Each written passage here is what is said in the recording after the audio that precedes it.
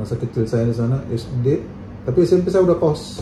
SMA juga di kecamatan. Satu-satunya SMA negeri yang ada di situ. Saya terpancing waktu itu.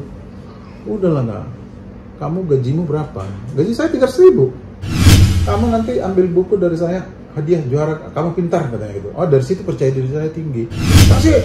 Taksi, antar ke bandara. Saya nggak mau naik HLS sampai ke Jakarta. Pas pengumuman masuk ke SMP negeri itu saya kena cacar. Aku suatu saat jadi tuan seperti dia. Emang dia nggak makan apa? Makan nasi kok. Saya juga makan nasi. Saya Bupati Simalungun, dia ngegolkan. Udah berapa bupati digolkan sama dia. Saya hanya minta mau apa enggak gitu aja dia. Saya hanya minta mau apa enggak gitu aja dia.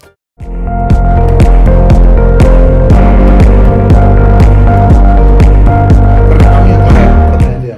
Saya udah survei teman kita, nggak ada yang bisa layak. Kamu hanya siapkan waktumu Sabtu Minggu untuk sosialisasi.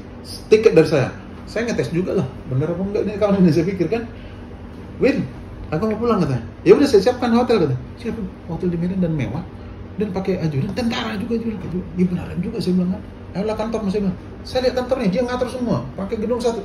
Beneran juga ini saya bilang kan. Jadi kalau ke teman-teman yang lain ngumpul hanya sekedar makan, nggak mau dia. Udah ini buang makan kalian katanya. Kalau untuk sejabat ini untuk masa depan kita. Tapi aku mikir gini, kalau kamu jadikan aku jadi bupati, berarti kamu itu bonekamu lah saya. Oh enggak, jangan kamu berpikir begitu. Enggak, saya hanya mengangkat bahwa kita nanti angkatan kita, sama kita, sebaya kita ada yang jadi, itu aja katanya dia. Itu. Dia putus hubungan kami sekarang karena dia itu anaknya sana, anak tunggal meninggal. Jadi dia itu sampai stres, di kuburan anaknya itu dia tidur terus dikasih lampu, pemborong dia. Jadi Jakarta ini bisa mengeluarkan anggaran ke sana dia bisa. Gitu. Jadi strategi diajak untuk bupati itu, saya bilang, kalau kamu mengajak mana, aku nggak punya uang. Kalau saya nggak punya uang, kamu ajaklah orang yang punya uang. Mau wakil atau saya ini terserah. Itu dulu. Tapi sekarang nggak kepikir ke situ. Sekarang ini, tapi niatnya ada, Pak.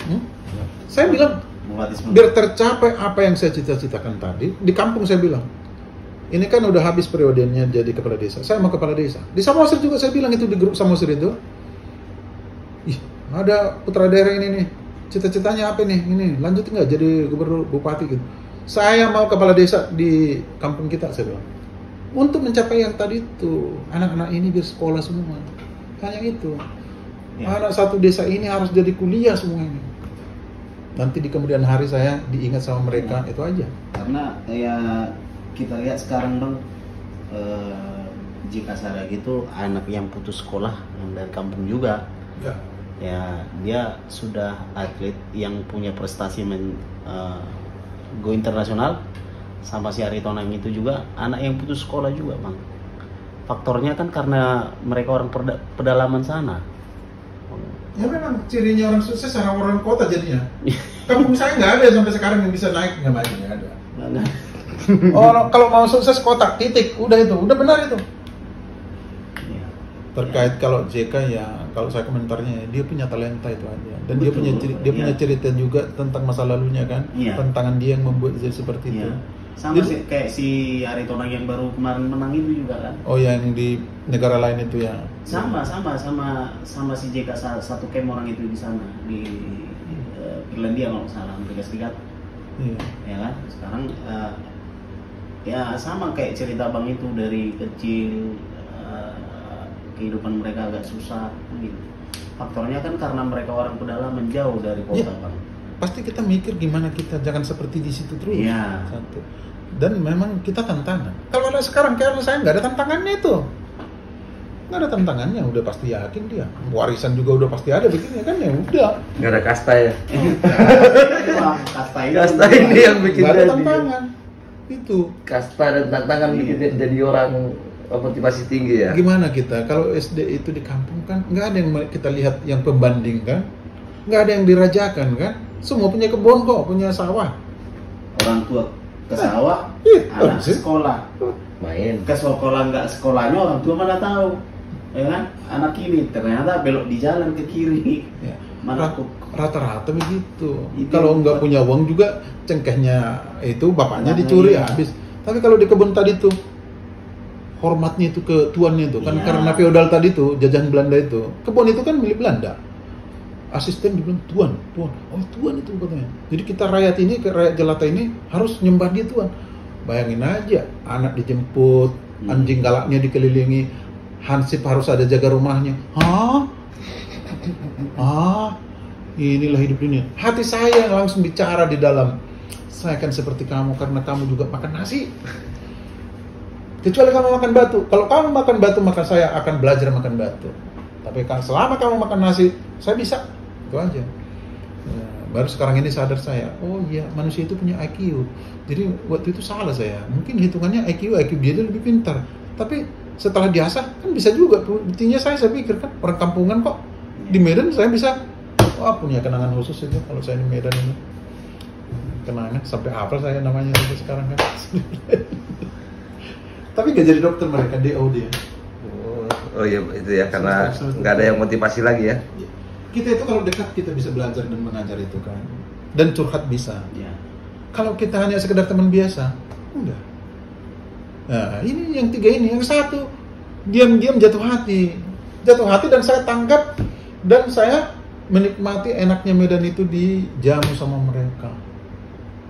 Berarti sampai sekarang masih Enggak, udah tutup. Begitu kuliah itu udah langsung saya tutup. Makanya waktu saya pulang cuti, apa itu namanya, liburan nunggu pengumuman di kampung, mimpi aja saya. Seperti kamu aja tuh lah. Pasti kamu mimpi-mimpi tuh semua itu kan.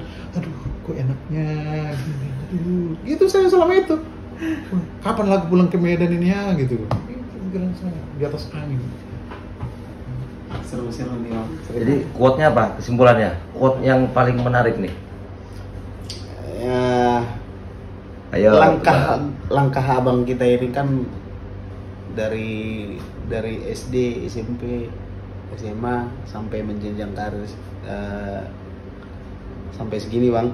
Ya harapannya ya mudah-mudahan kan ke depan semakin meningkat lagi bang, biar bisa membina kami generasi muda untuk punya potensi seperti yang abang sarankan tadi.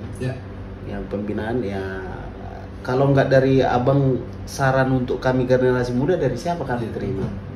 Dan itu trik-trik, ya. Semua orang punya trik sama. Artinya bahwa abang itu seorang bapak lah bagi kami yang muda-muda ini, karena pengalaman hidup itu pasti ada prosesnya kan, dan nyata. Dan nyata. Umur saya udah 55 jadi ngikutin. nah, itu ilmu itu yang mau kami dapat. Betul. Untung ada yang belajar, untung kalian mau bertanya itu dan belajar, akhirnya saya tularkan. Ya.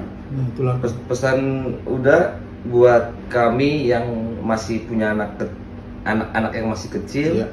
atau dan juga anak-anak yang masih remaja itu Iya. apa nih? Jadi kalian kan, kita ini udahlah ya, udah habislah masanya. Kita hanya berusaha untuk anak kita ini jadi berhasil. Yang penting anak kita inilah jadi orang untuk penerus kita, jauhkan dari mereka apa namanya itu godaan-godaan itu. Usahakan anak itu masih manut sama kita atur, karena kita tujuan orang tua pasti baik. Itu.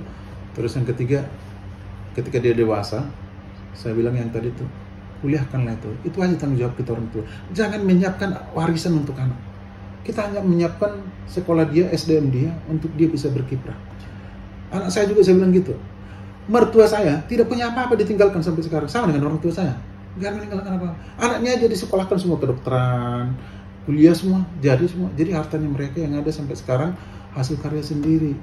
Nah, untuk itulah makanya kesempatan ini yang saya bilang tadi itu, untung kalian bertanya, saya tularkan. Itu yang paling saya pikirkan.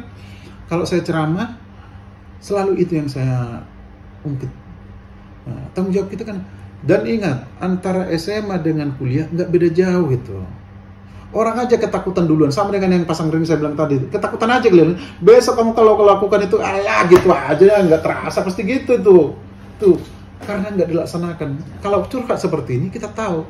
Sama dengan orang menguliahkan anak tadi itu, kayak ibu saya itu orang kampung, bapak saya itu. Dikiranya kalau kedokteran udah pasti uang habis. Ternyata enggak.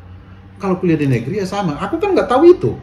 Uang kuliah saya dengan Polo sama 80.000 per bulan. Terus di mana uangnya habis?